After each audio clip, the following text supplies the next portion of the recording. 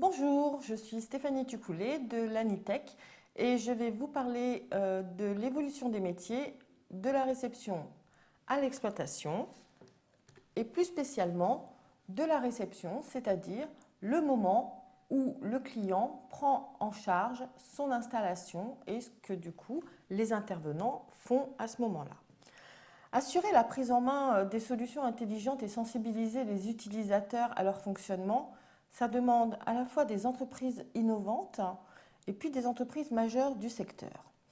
Ça doit être un partenariat qui doit être centré sur les solutions innovantes, comme on l'a dit, et intelligentes, mais aussi sur le fait d'être capable de passer l'information pour que l'utilisateur puisse s'approprier le système qu'on lui a fourni.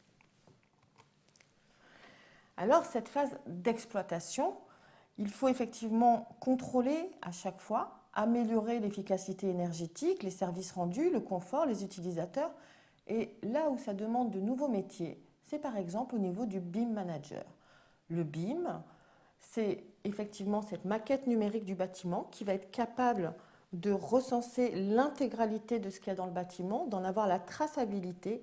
Et également, le BIM manager va être en charge de pouvoir référencer tout ce qui se passe au sein du bâtiment et de récupérer les données qui y arrivent.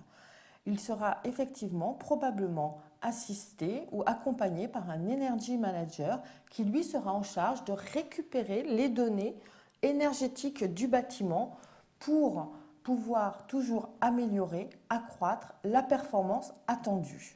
Ce sont donc des besoins croissants pour plusieurs métiers. L'assistance à la maîtrise d'ouvrage, puisque à chaque fois que l'on devra améliorer, il faudra aussi changer les plans, être dans l'ingénierie, du conseil bien évidemment, et des études et de l'aménagement du territoire, puisque on ne peut pas parler d'efficacité énergétique sans parler des différences météorologiques, notamment en fonction de là où on est sur le territoire, ou des avancées aussi des technologies de l'information et de la communication sur notre territoire. Alors, faire vivre le bâtiment dans le temps, il y a une phase essentielle, la maintenance. Parce que ces solutions, il va falloir les maintenir et les maintenir en état de fonctionnement optimal.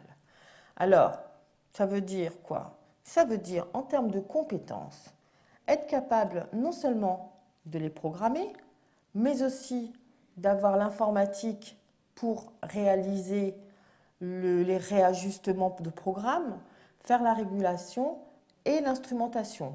Donc, ça veut dire qu'il va falloir récupérer les données et être capable de faire à la fois des préconisations ou de la prévenance, de la maintenance curative ou préventive. Donc, on arrive à la phase du commissionnement. Et cette phase, c'est d'organiser ensemble les tâches pour diriger des installations au niveau des performances contractuelles fixées et créer les conditions pour les maintenir. Ça veut dire quoi? Ça veut dire que les mainteneurs techniques vont devoir travailler avec les mainteneurs plus BIM managers, justement, dont on parlait tout à l'heure, ou énergie, qui vont avoir des attentes en termes de résultats que les mainteneurs techniques ou les facility managers, les intégrateurs, vont devoir mettre en œuvre. Alors, les fils rouges dans l'arrivée du bâtiment, eh bien là, il y a l'arrivée de la loi MOP, avec l'explosion des rôles qui ont été longtemps figés, avec l'énergie. Alors l'énergie, on voit bien des nouvelles solutions apparaître entre l'éolien, le photovoltaïque, le gaz de schiste.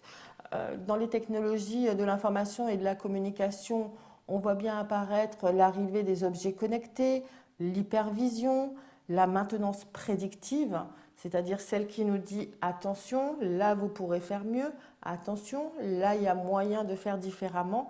Et donc il y a forcément des nouveaux métiers émergents comme des data analystes ou des data scientists. En fait, on est bien dans des enjeux primordiaux dans le secteur du bâtiment. Il va falloir de toutes les façons revaloriser les professions du secteur. Aujourd'hui, l'électricien, par exemple, est un métier où il se passe beaucoup de choses. Beaucoup sont déjà dans les courants faibles, dans les réseaux de communication, mais souffrent d'un déficit d'image. C'est vrai pour énormément de métiers du bâtiment qui ont vraiment du mal à recruter. Et on voit bien que ces métiers qui vont être proches de l'informatique sont plus attirés par les Google et compagnie que par les métiers du bâtiment. Pour autant, quand ils y sont, ils y trouvent vraiment à la fois du plaisir et des vraies carrières. Résoudre donc les difficultés de trouver les compétences en réseau de communication. Il y a du travail déjà de fait, notamment pour révisiter les référentiels de formation au niveau des BTS, mais c'est encore insuffisant. Et du coup, anticiper les besoins des métiers où les profils spécifiques doivent être compétents.